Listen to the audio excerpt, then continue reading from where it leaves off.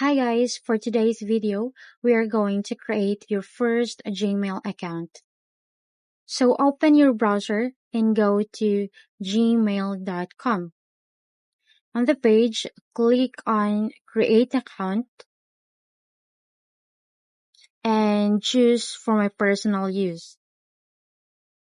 Now type in your first name and last name. Then click Next and enter your birthday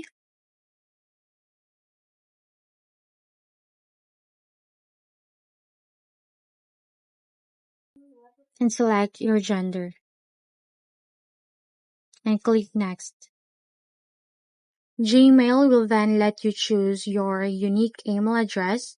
So choose this one and click Next. Here, enter your password. Make sure it is a mix of letters, numbers, and symbols.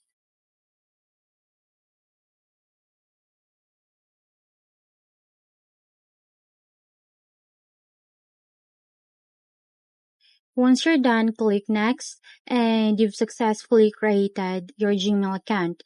It will then show your name and email address.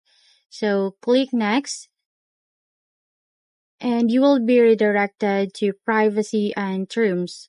So read this and click I agree. And now you're done. You have your first Gmail account.